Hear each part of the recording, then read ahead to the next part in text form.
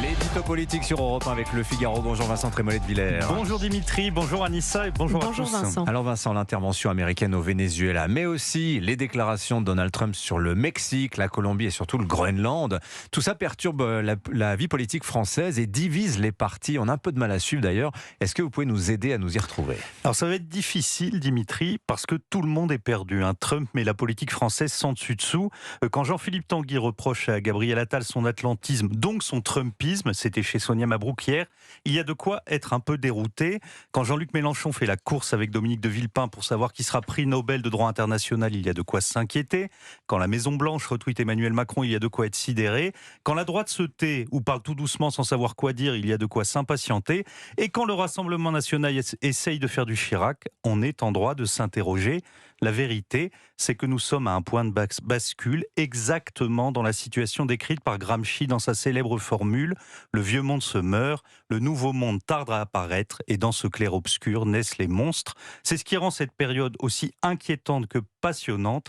Elle nous oblige à revenir au fond des choses. Alors, comme sur quoi par exemple ?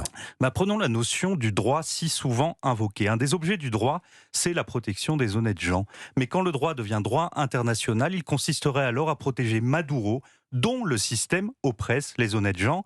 Alors vous noterez que la France insoumise présente Emmanuel Macron comme un autocrate et Maduro comme un démocrate. Cela rend toutes ces leçons inaudibles, mais c'est bien la stratégie de Jean-Luc Mélenchon, on l'a compris, c'est être le défenseur de l'état de droit face au trumpisme. Alors vous me direz, Robespierre se pensait l'ami du peuple et Marat le grand défenseur des libertés publiques. Comme nous le disait Jean Anouilh, ceux qui parlent trop souvent d'humanité ont une curieuse tendance à décimer les hommes. Alors il n'y a pas que le droit qui est invoqué, Vincent, en ce moment, la souveraineté aussi. Oui, on entend aussi beaucoup du côté de Dominique de Villepin et du RN les références à De Gaulle et à son attachement à la souveraineté. Alors c'est vrai que De Gaulle emploie 75 fois le mot de souveraineté dans ses mémoires, mais pour lui, la souveraineté, c'est pas un concept politique exportable, c'est la condition de la défense des intérêts de la France, et ce sont ses intérêts nationaux qui ordonnent sa politique et ses décisions. C'est toujours discutable de faire parler les morts, mais ce qui serait gaullien serait de se demander en quoi le coup de force de Donald Trump sert ou dessert les intérêts français, pas de savoir si la notion de souveraineté a été respectée. D'autant que la définition de la souveraineté que donne le général de Gaulle s'applique très mal au Venezuela de Maduro. Écoutez Dimitri, ce que de Gaulle disait à Londres en 1942. La démocratie se confond exactement avec la souveraineté nationale. La démocratie, c'est le gouvernement du peuple par le peuple, et la souveraineté nationale, c'est le peuple exerçant sa souveraineté sans entrave. Sous Maduro, le peuple était opprimé et les élections étaient piétinées. La souveraineté donc était profondément entravée et bafouée.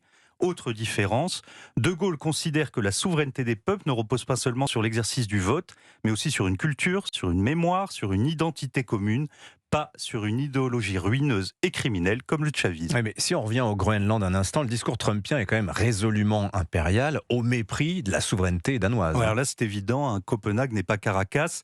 Le Danemark compte désormais sur l'Europe pour la défendre contre Trump, mais le Danemark s'est placé depuis longtemps sous protection américaine.